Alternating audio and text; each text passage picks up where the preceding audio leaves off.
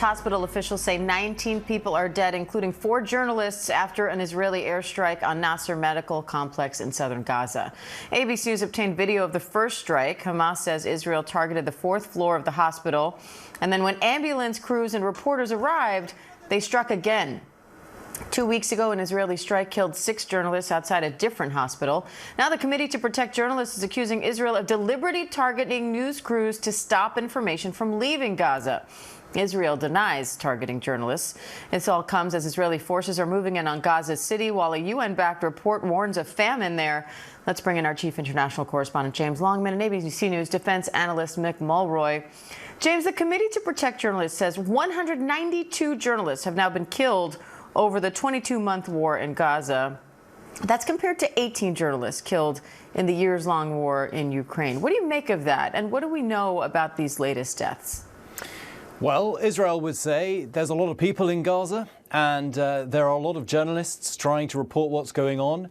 And they would say all civilian deaths are accidental, that they are part of its effort to try to root out Hamas. They say Hamas routinely uses civilians as human shields, or uses areas of Gaza which are populated by civilians as headquarters or weapons storage facilities, or to plan attacks on Israel or to fire rockets. That is what Israel says.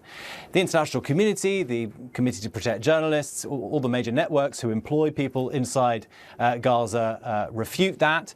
They would say, well, the Committee to Protect Journalists says anyway, that on a number of occasions, I think over 20 now, they allege that Israel is specifically trying to kill journalists. They point not just to the fact that these journalists have been killed, but their families often are killed as well in separate incidents away from the quote-unquote front line inside Gaza. They also point to the fact that international journalists like me cannot go in to Gaza freely to report, to meet Palestinians, to hear what they have to say, that any time that journalists are allowed in, they're under these very heavily restricted military embeds with the IDF, not allowed really to get anywhere close to where Palestinians are.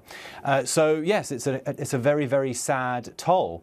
And on this particular occasion, it looks as though, at least to those in Gaza who speak to us, that as soon as this strike had happened, when people rushed to the scene, ambulance crews, first responders, and yes, journalists, as is often the case, this second strike came in. And those in Gaza allege that that is what Israel does on purpose, a so-called double-tap strike, in order to try to kill civilians. Israel says that's absolutely not what it does, that these are unintended consequences of its strategy to try to root out Hamas. But the debate rages on about what is truth.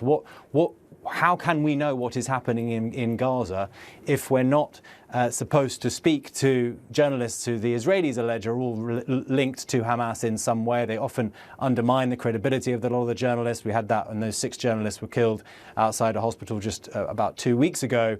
The credibility of one of the journalists, who has over 1 million followers, I think, on Instagram at the time, was called into question, the idea that he supported Hamas. So this is a very, very, very controversial issue, but international news organizations and the Committee to Protect Journalists are very clear that journalism is not a crime. And James, what's the latest on the fighting and famine in Gaza City? Well, this plan to occupy Gaza City looks like it's happening. At least that's the impression that the Israelis want to give, with this military build-up on the border and actually around the outskirts. We've seen strikes in southern neighborhoods just this morning, tank fire as well. Now, it could be that the Israelis actually do want to carry out a full-blown military occupation of Gaza City in order to, in Benjamin Netanyahu's words, root out Hamas and move the 500,000 or so Palestinians who have taken refuge in Gaza City since this war started. Gaza City actually has not seen a military occupation in the way that other parts of Gaza have seen since the beginning of this war. So many of the people who are there have moved from other parts of Gaza in order to find safety. If they would then have to move south, that would be catastrophic on a humanitarian level. That is what all the major humanitarian agencies have been saying. But it could be that this is a pressure tactic by the Israelis because ceasefire negotiations are ongoing. We know that Hamas has now seems to have agreed to a plan put forward by Steve Witkoff earlier this year for a 60-day truce during which the hostages would be released in stages.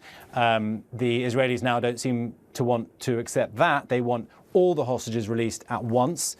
We think 50 hostages remain, of which some 20 are still alive. So it would be a combination of living hostages and the bodies of those who have been killed. So we'll have to wait and see if this actually is a negotiating tactic or if Israel is going to carry out its plan of a military occupation. And Mick, I want to drill down on that a little bit because Netanyahu now says that Israel will resume these negotiations for the release of all hostages and an end to the war on terms acceptable to Israel. What do you think that means? What are those terms? And what do you make of this shift in strategy? So, Diane, at first, I'd say, as James points out, this whole idea of a occupation of Gaza City might be to put the ultimate pressure on Hamas. They're largely believed to be strong-pointed in Gaza City, so this would be somewhat of a last stand for them if they go in and occupy it. And of course, it would cause major humanitarian issues. If that's the case, hopefully they can get to some resolution that is on the terms of Israel, that all the hostages do come out. It's certain that these conditions the hostages are in are very dire, and the longer they are in there, the longer it's likely that they could pass away from being in captivity. So this is something I think Israel is willing to do, but hopefully it does put the pressure on Hamas to accept these terms. And in this conflict, that is the quickest way, obviously, to get the hostages out, but also to relieve this increasingly dire humanitarian situation, which is right now put 500,000 people in the famine condition. So IPC level 5, the worst, most catastrophic. All right, Mick Mulroy, James Longman, thank you both.